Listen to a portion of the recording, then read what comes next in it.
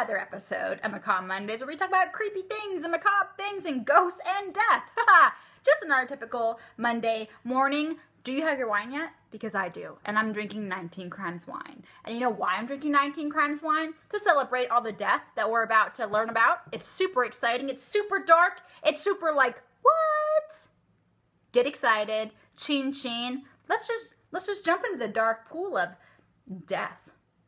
And no murder, but death. Lots of death. Lots of pretty death.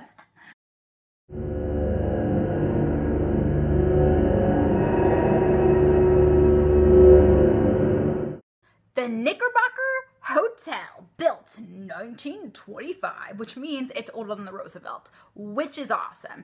It was like the original swanky place to go in Hollywood Boulevard. It's just off of Bivar, right there. So deal with that. Yeah, sure, what? Sure, it's not as fancy as the Roosevelt, but the chandelier in the lobby, by the way, cost $120,000 back in the day, which is like $1 million nowadays. So suck on that, people. Freaking right off the bat, everybody wanted to hang out at the Knickerbocker. Like, you have Rudolph Valentino, the infamous freaking silent film star, apparently riding his horse down from the Hollywood Hills just to dance the freaking tango at the Revival Renaissance Bar. Also, you have freaking Marilyn Monroe and Joe DiMaggio sneaking into the kitchen to, like, you know, rendezvous. You have William Faulkner, and you have Maida Carpenter, who was the scriptie from Fox, having an affair at the Knickerbocker. They even had a resident dog there named Speck, who the freaking manager of the building at the time taught how to use the elevator buttons, would let people come in and out.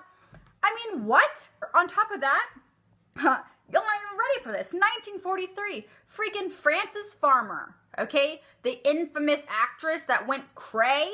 Yeah, well, she went cray at the freaking Knickerbocker. So yeah, she got arrested because she might have been on some amphetamines and on alcohol because she was trying to get skinny for the movies. I mean, it's Hollywood. What do you do?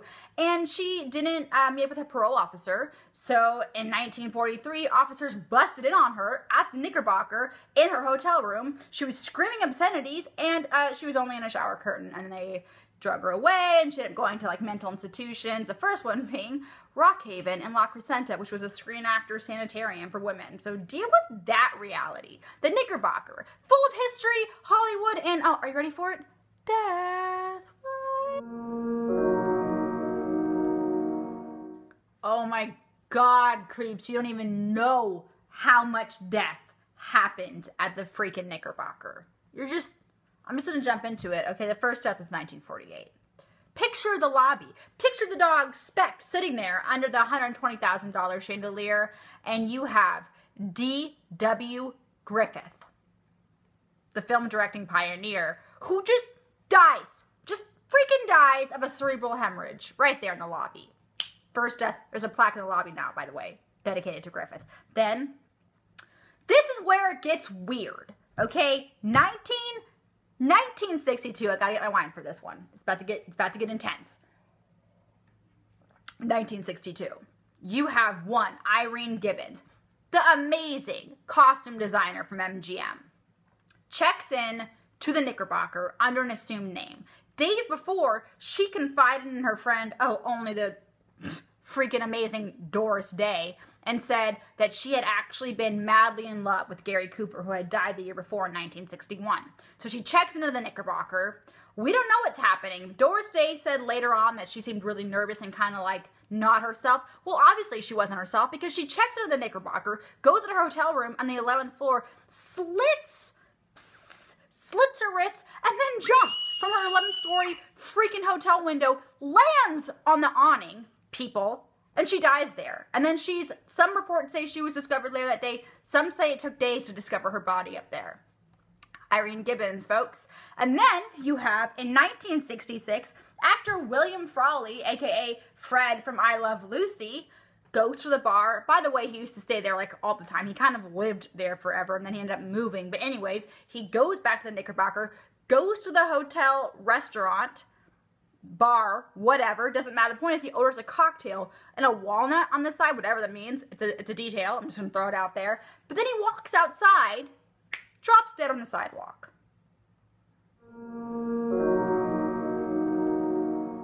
So I'm gonna be honest with you guys. Surprisingly, I couldn't find a lot of stories on ghostly activity at the freaking Knickerbocker, with the exception of the fact that where the bar was, the Renaissance Revival Bar, was sealed up for like 20 years because apparently, stories go, it had way too much activity. People apparently saw like Marilyn Monroe's ghost in the freaking bathroom and Rudolph Valentino swarming around.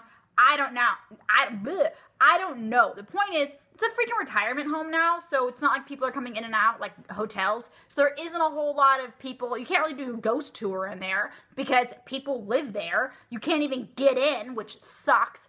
But I will say this. One of the coolest things ever of any location is this story I'm going to tell you right freaking now. So Harry Houdini, one of my favorite people in history.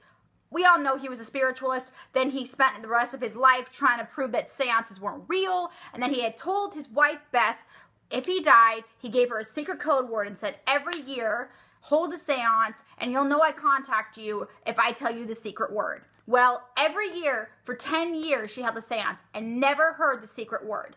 But on the 10th anniversary in 1936, Bess and a group of freaking magicians held the anniversary of Houdini's death, Big 10-10, on top of the freaking Knickerbocker. It was a red carpet affair, and they spent an hour on the top of the Knickerbocker trying to contact him on Halloween, he died on Halloween, of course, he's Houdini.